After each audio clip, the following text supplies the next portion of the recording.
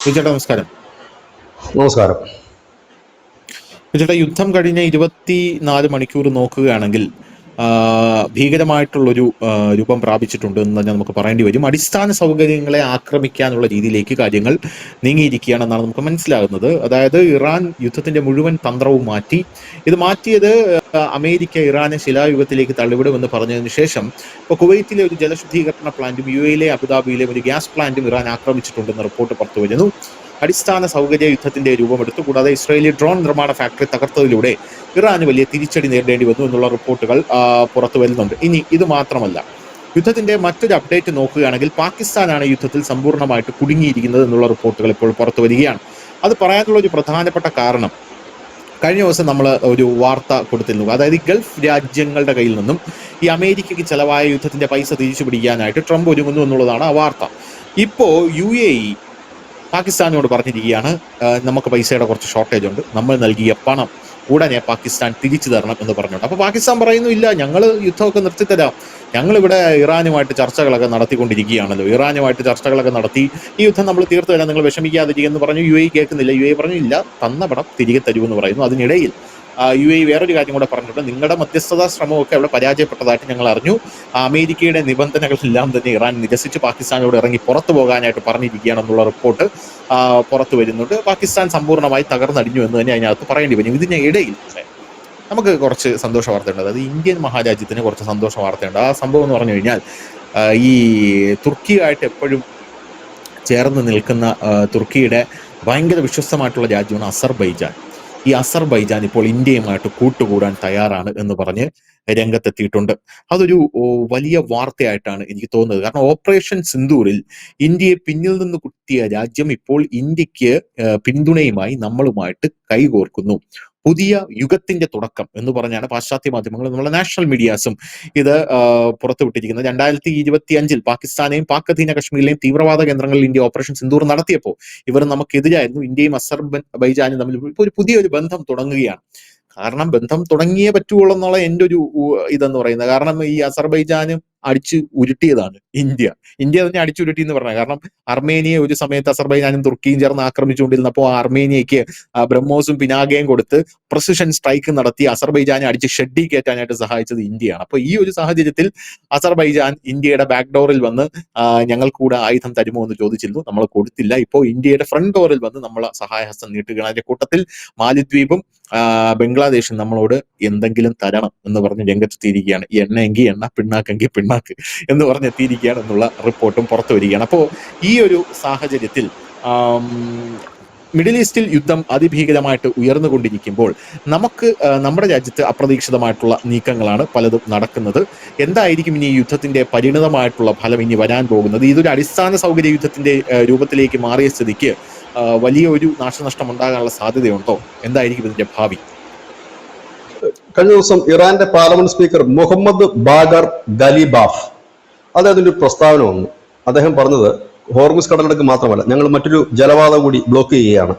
നമ്മുടെ ബാബൽ മണ്ടേബ് എന്ന് പറയുന്ന കടലെടുക്ക് കൂടി ഞങ്ങൾ ബ്ലോക്ക് ചെയ്യുന്നു. ഹൂത്തികളുടെ വലിയ ശക്തി കേന്ദ്രത്തിൽ കൂടിയാണ് ഈ ചെറിയൊരു കടലെടുക്കാണ്, അത് കടന്നു പോകുന്നത്. പക്ഷേ ഈ ചെറിയ കടലെടുക്കാണെങ്കിലും സുയോസ് കനാലിലേക്ക് പോകുന്ന ഒരു വലിയ ജലപാത ലോകത്തിന്റെ മുഴുവൻ. ഇവിടെ നമ്മൾ ശ്രദ്ധിക്കേണ്ട ഒരു കാര്യമുണ്ട്, ഹോർമുസ് കടലെടുക്ക് അടയ്ക്കുമ്പോൾ പ്രധാനമായി അത് എണ്ണ ഗ്യാസിനെയാണ് ബാധിക്കുന്നതെങ്കിൽ ഈ പറയുന്ന ഈ ബാബൽ മണ്ടേബ് കടലെടുക്ക് അടയ്ക്കുമ്പോൾ അങ്ങനെയല്ല സംഭവിക്കുന്നത്.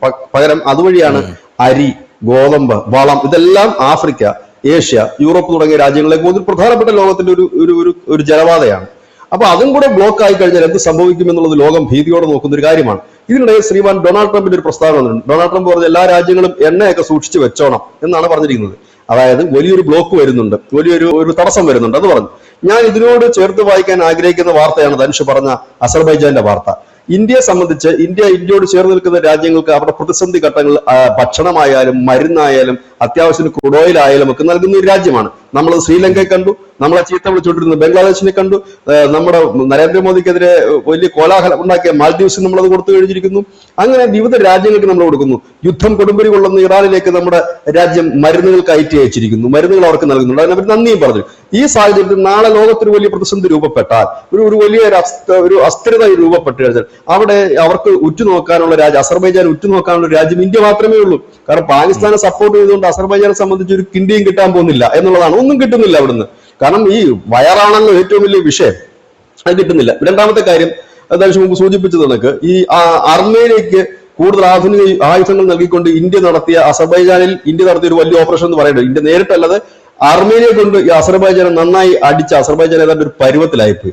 അതിനിടയിലാണ് ഈ അസർബൈജാനിലേക്ക് ഒരു മിസൈൽ വരുന്നത്. ആദ്യം അതിന്റെ വാർത്ത വന്നത് ഇറാൻ ഇട്ട മിസൈലാണെന്നാണ് വന്നത്. പക്ഷെ പിന്നീടാണ് മനസ്സിലാകുന്നത് ഇസ്രായേൽ കൊണ്ടിട്ട മിസൈലാണ്. അതായത് അസർബൈജാനെ സംബന്ധിച്ച് ഈ അവരുടെ കയ്യിലുള്ള, അല്ലെങ്കിൽ അവരുടെ കേന്ദ്രം എന്ന് പറയുന്ന പാകിസ്ഥാൻ ഉൾപ്പെടെയുള്ള രാജ്യങ്ങൾ ദുർബലമാകുന്ന അവസ്ഥ, അവരെ സംബന്ധിച്ച് ജിയോ പൊളിറ്റിക്സിൽ പുതിയ പങ്കാളികളെ തേടിയേ കഴിയും. ഇവിടെ ഇന്ത്യക്കും അതിൻ്റെതായ ഒരു മെച്ചം ഇല്ല എന്ന് പറയുന്നില്ല, ഉണ്ട്. കാരണം അഫ്ഗാനിസ്ഥാനുമായിട്ടൊക്കെ ചേർന്ന് കിടക്കുന്ന ഒരു പ്രദേശം, വലിയൊരു രാജ്യം എന്ന് നമുക്ക് പറയേണ്ടി വരും. നമ്മൾ അവിടെ നമ്മുടേതായ ചില കാര്യങ്ങൾ ബിൽഡ് ചെയ്ത് കൊണ്ടിരുന്നുണ്ട്. അഫ്ഗാനിസ്ഥാനിൽ നമ്മളുമായിട്ട് നല്ല ബന്ധത്തിലുമാണ്. ഈ ഒരു സാഹചര്യത്തിൽ അസർബൈജാന്റെ ഒരു വരവ് ഒരു തരത്തിൽ പറഞ്ഞ് നമുക്കത് ഗുണം ചെയ്യുന്ന ഒരു കാര്യമാണ്. ഇനി നാളെ ഒരു കാലത്ത് POK കൂടി നമുക്ക് വരികയാണ് എന്നുണ്ടെങ്കിൽ, ഈ അസർബൈജാനും നമ്മളോടുള്ള ടേംസിലാണ് എന്നുണ്ടെങ്കിൽ, ഈ പറയുന്ന അഫ്ഗാനിസ്ഥാന്റെ ബോർഡർ നമ്മുടെ ഇന്ത്യയിൽ വന്ന് ടച്ച് ചെയ്യുന്നുണ്ടല്ലോ, ഈ പറയുന്ന POKയുടെ ഒരു ഭാഗത്ത്. നമ്മൾ അതിനെക്കുറിച്ചൊക്കെ വിശദമായി സംസാരിച്ചുകൊണ്ട് നമ്മൾ അതിനെക്കുറിച്ച് പറയുന്നു. ഇവിടെ അങ്ങനെയാണെങ്കിൽ റഷ്യ നമുക്ക് പൈപ്പ് ലൈനൊക്കെ ഭാവിയിൽ, ഇപ്പോഴല്ല ഞാൻ പറയുന്നത്, പൈപ്പ് ലൈൻ എന്നൊക്കെ പറയുമ്പോൾ ആൾക്കാർ വരികയും നാളെ പ്ലംബറെ വിളിച്ചുകൊണ്ട് ഇടുന്ന പരിപാടിയായിരുന്നു. എല്ലാവർക്കും പെട്ടെന്ന് വേണം കാര്യം. ഇത് അതുപോലെയല്ലോ, ഭാവിയിൽ ഒരു പക്ഷെ നടന്നേക്കാമായിരിക്കും. പക്ഷെ അസർബൈജാനുമായിട്ടൊക്കെ എങ്ങനെ മുമ്പോട്ട് പോകുമെന്നുള്ള കാര്യം നമുക്കറിയില്ല. റഷ്യയുമായിട്ട് അത്ര നല്ല സുഖത്തിലല്ല അസർബൈജാൻ നിൽക്കുന്നത് എന്നുള്ള കാര്യം മറ്റൊരു കാര്യം, അത് അവരുടെ കാര്യം. അപ്പം ഇങ്ങനെയൊക്കെ നിൽക്കുന്ന ഒരു ജിയോ പൊളിറ്റിക്സ് അവിടെ ഉണ്ട്. പക്ഷെ ഇവിടെ ഗുരുതര ഹോർമിസിൻ കടലിടുക്കിൽ ഈ പ്രതിസന്ധി രൂപപ്പെട്ടപ്പോൾ തന്നെ നമ്മുടെ ലോകം കണ്ടൊരു കാര്യമുണ്ട്. എണ്ണ വലിയ പ്രതിസന്ധിയായി, എല്ലായിടത്തും വില കൂടിയിരിക്കുന്നു, ഗ്യാസ് കിട്ടാനില്ല പലയിടത്തും. നമ്മുടെ രാജ്യത്ത് മാത്രമേ ഉള്ളൂ പ്രതിസന്ധി ഇല്ലാത്തത്. ഒരു പൈസ ഇവിടെ ഡീസലിനും പെട്രോളിനും കൂട്ടിയിട്ടില്ല. ഇതാണ് ഒരു മികച്ച ഭരണാധികാരി എന്ന് പറയുന്നത്. നമ്മൾ എന്ത് വന്നാലും സായിപ്പിനെ നോക്കിക്കൊണ്ടിരിക്കുന്നവരാ. യൂറോപ്പിൽ 20% തൊട്ട് 50% വരെ വില കൂട്ടി പല രാജ്യങ്ങളിലും. നമ്മുടെ ചുറ്റും കിടക്കുന്ന രാജ്യങ്ങൾ ഡീസലും പെട്രോളും ഇല്ലാതായിരിക്കുന്നു. ശ്രീലങ്കയ്ക്ക് നമ്മൾ കൊടുത്തു ക്രൂഡ് ഓയിൽ, മാൽദീവ്സിന് നമ്മൾ കൊടുത്തു, ബംഗ്ലാദേശിന് കൊടുത്തു. ഇവരാരും നമ്മളോട് സ്നേഹത്തിൽ നിന്ന രാജ്യങ്ങളൊന്നുമല്ല. എന്നിട്ട് പോലും നമ്മൾ അവർക്ക് കൈകാര്യം ചെയ്തു. യുദ്ധസമയത്ത് ഇറാനിൽ നമ്മൾ മരുന്ന് എത്തിക്കാൻ മറന്നില്ല, അരി എത്തിക്കാൻ മറന്നില്ല.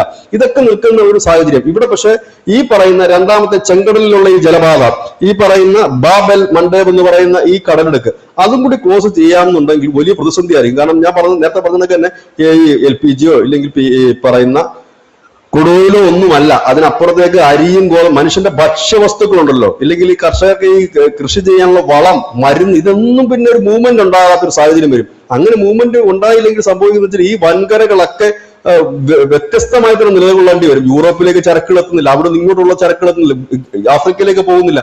അങ്ങനെ വന്നു കഴിയുമ്പോൾ ഒരുപക്ഷെ ഭാവിയിൽ ഓരോ ഭൂഖണ്ഡങ്ങൾ കേന്ദ്രീകരിച്ചുകൊണ്ടുള്ള കാര്യങ്ങളായിരിക്കും. ഇപ്പൊ ബ്രിക്സ് എന്നൊക്കെ നമ്മൾ പറയില്ലേ, അതുപോലെ തന്നെ ഓരോ ഭൂഖണ്ഡങ്ങൾ കേന്ദ്രീകരിച്ചുള്ള, ചിലപ്പോൾ ഒരു ഏഷ്യ ഭൂഖണ്ഡത്തിന്റെ തന്നെ മാത്രമായിട്ടൊരു സഖ്യം വരാം. ഇല്ലെങ്കിൽ ആ രാജ്യങ്ങൾ തമ്മിൽ അങ്ങോട്ടും ഇങ്ങോട്ടും സാധനങ്ങൾ കൈമാറ്റം ചെയ്യപ്പെടുന്ന ഒരു സാഹചര്യം വരാം ഒരുപക്ഷെ. ഇതൊക്കെ ഭാവിയിൽ ഒരുപക്ഷെ വന്നേക്കാവുന്ന ഒരു കാര്യം, ഭാവിയിലല്ല നടക്കുകയാണെങ്കിൽ എളുപ്പം നടക്കേണ്ട ഒരു കാര്യമാണ്. കാരണം നമുക്ക് വേറെ കണക്ട് ചെയ്യാൻ പറ്റുന്നില്ല, പിന്നെ എന്ത് ചെയ്യാൻ പറ്റും? സ്വാഭാവികമായി നമ്മുടെ അടുത്ത് കിടക്കുന്ന രാജ്യങ്ങളുമായിട്ട് കണക്ട് ചെയ്യാൻ പറ്റും. ഇങ്ങനെ നിൽക്കുന്ന ഒരു വല്ലാത്ത അവസ്ഥ. ഇറാന്റെ യുദ്ധം അവസാനിക്കില്ല എന്നൊരു ഇതിലേക്ക് തന്നെയാണ് പോകുന്നത്. ഇവിടെ ശ്രദ്ധേയമായ മറ്റൊരു കാര്യം കൂടിയുണ്ട്. മാക്രോൺ, നമ്മുടെ ഫ്രാൻസിന്റെ ഭരണാധികാരി മാക്രോൺ തുടക്കം മുതൽ തന്നെ ഈ യുദ്ധത്തിനെ എതിർക്കുന്ന ഒരാളായിരുന്നു. മാക്രോണിന്റെ ഫ്രാൻസിന്റെ ഒരു ഷിപ്പ് ഇപ്പൊ ഇറാൻ വിട്ടുകൊടുത്തിരിക്കുന്നു. ഹോർമിസ് കടലിടുക്കിന്ന് എണ്ണയുമായിട്ട് പൊക്കോളാൻ പറഞ്ഞിരിക്കുന്നു. ഇവിടെയാണ് യൂറോപ്യൻ കൺട്രീസ് ഏതാണ്ട് 65 രാജ്യങ്ങളെ കൂട്ടിക്കെട്ടി, അതിൽ ഇന്ത്യയും ഉണ്ട്, 65 രാജ്യങ്ങളെ കൂട്ടിക്കെട്ടിക്കൊണ്ട് ഹോർമുസ് വഴി എണ്ണ കൊണ്ടുവരാൻ തീരുമാനത്തിലേക്കാണ്. എന്തുകൊണ്ടാണ് അത് സാധ്യമാകുന്നതെന്ന് ചോദിച്ചു കഴിഞ്ഞാൽ, ഇവരാരും തന്നെ ഇറാനുമായി പ്രത്യക്ഷത്തിലോ പരോക്ഷമായിട്ടോ ശത്രുതയില്ല, ഇല്ലെങ്കിൽ ഇറാനെ ആക്രമിക്കുന്ന രാജ്യങ്ങളുമായിട്ട് പിന്തുണ കൊടുക്കുന്നില്ല. ഇന്നലെ ഇന്ത്യ പറഞ്ഞു, ഞങ്ങള് ഈ ഹോർമുസ് പിടിച്ചെടുക്കുന്ന സൈനിക സഖ്യത്തിൽ ഞങ്ങൾ പങ്കെടുക്കുന്നില്ല, ഞങ്ങൾ പങ്കാളിയുമല്ല. കാരണം നമുക്ക് അതിന്റെ ആവശ്യമില്ല. ട്രംപിനെ സഹായിക്കേണ്ട ആവശ്യം നമുക്കില്ലല്ലോ. ട്രംപായിട്ട് കൊണ്ടുവന്ന വിനകളാണ് ഇതെല്ലാം. അത് അദ്ദേഹം തന്നെ അനുഭവിക്കുക എന്നുള്ളത് മാത്രമേ ഉള്ളൂ. ഇപ്പോൾ ഏതായാലും ഈ യുദ്ധം തീരുന്ന ലക്ഷണങ്ങളൊന്നും തന്നെ ഇല്ല എന്ന് മാത്രമല്ല, കുറച്ചുകൂടെ കൊടുമ്പിരി കൊണ്ട് മുമ്പോട്ട് പോകുന്ന ഒരു ലക്ഷണമാണ് നമ്മൾ മുൻപ് പ്രതീക്ഷിച്ചത്. കാരണം ഇറാൻ ഒരുപാട് ഉപാധികൾ വെക്കുകയും ഒരുപാട് വഴങ്ങുകയും ചെയ്തതാണ്. പക്ഷെ അവിടെ ഒക്കെ തീർക്കാൻ കഴിയുമായിരുന്നെങ്കിൽ അവിടെ ഒന്ന് തീർക്കാതെ മുമ്പോട്ട് പോകുന്നു. ഇപ്പോൾ ഇറാന്റെ ഭരണം ആയിരിക്കുന്ന ഭരണാധികാരികളുടെ കയ്യിലല്ല. ഒന്ന്. രണ്ടാമത്തെ കാര്യം വെച്ചാൽ അവര് അമ്പിനും വില്ലിനും അടുക്കുന്നില്ല എന്നുള്ളതാണ്. കാരണം അവരുടെ കാർഗദ്വീപ് അടക്കം പിടിച്ചെടുക്കുമെന്ന് പറഞ്ഞുകൊണ്ട് ഈ അമേരിക്ക വലിയ രീതിയിൽ സൈനിക വിന്യാസം നടക്കുമ്പോൾ അവർക്ക് അങ്ങനെ 70 ലക്ഷം ഡോളറാണ് ആ ദിവസം ഇറാൻ പറഞ്ഞത്. 70 ലക്ഷം, അതായത് റിട്ടയർഡ് ആയ പട്ടാളക്കാര്, അതുപോലെ തന്നെ ഈ അവരുടെ ഈ സൈനിക ഇത് നേടിയിട്ടുള്ള ആളുകള്, ഇങ്ങനെയുള്ളവരൊക്കെ പറഞ്ഞു, ജനങ്ങളോട് തന്നെ പറഞ്ഞിരിക്കുന്നു. ഇപ്പോൾ ഈ ഒരു പൈലറ്റിനെ വെച്ച് ഒരു പക്ഷേ വിലപേശുമോ ഇല്ലയോ എന്നുള്ളതും ലോകം കാത്തിരിക്കുന്ന കാര്യമാണ്. കഴിഞ്ഞ ദിവസം അമേരിക്കയുടെ യുദ്ധവിമാനം F-16 തകർത്ത് അതിന്റെ പൈലറ്റ് രക്ഷപ്പെട്ടിരിക്കുന്നു. ആ പൈലറ്റിനെ പിടികൂടി നിങ്ങൾ അപ്പോൾ തന്നെ വധിക്കാൻ സാധ്യതയില്ല. ഞാൻ കാണുന്നതിനകത്തൊരു പോസിബിലിറ്റി എന്താണെന്ന് ചോദിച്ചു കഴിഞ്ഞാൽ, ഈ പൈലറ്റിനെ വെച്ചുകൊണ്ട് ഇറാൻ വിലപേശാൻ സാധ്യതയുണ്ട്. അങ്ങനെയാണെങ്കിൽ അമേരിക്ക ലോകത്തിന് മുമ്പ് തലകുനിക്കുന്ന ഒരു കാഴ്ച നമുക്ക് കാണാൻ കഴിയും. അതായത് ഈ പൈലറ്റിനെ പിടിച്ചു വെച്ചുകൊണ്ട്, കാരണം അമേരിക്ക വലിയ പ്രതിഷേധം ഉണ്ടാകും നിഷേധ്, അവരുടെ രാജ്യത്ത് ഒരു പൈലറ്റിനെ വെച്ചുകൊണ്ട് യുദ്ധം നിങ്ങൾ തീർക്കുക, ഞങ്ങളുടെ ഡിമാൻഡ് അംഗീകരിക്കുക എന്ന് പറഞ്ഞുകൊണ്ടൊരു ഒരു സാധനം ഇറാൻ മുന്നോട്ട് വെച്ചു കഴിഞ്ഞാൽ അത് ലോകത്തെ ഹൈ ടെൻഷനിൽ എത്തിക്കുമെന്ന് മാത്രമല്ല, അമേരിക്കക്ക് ഉണ്ടാകുന്ന ഡാമേജ് എന്തായിരിക്കും അത്? അവരുടെ നാണക്കേട് എന്ന് മാത്രമല്ല, അവരുടെ സ്വന്തം രാജ്യത്തുണ്ടാകുന്ന പ്രതിഷേധം ഭയങ്കരമായിരിക്കും. ഇങ്ങനെയൊക്കെ നിൽക്കുന്ന ഒരു സാഹചര്യം, അതാണ് ഞാൻ പറഞ്ഞത്, അനുനിമിഷം മാറി മറിയുകയാണ് ഈ മിഡിൽ ഈസ്റ്റിന്റെ കേസെന്ന് പറയേണ്ടി വരും.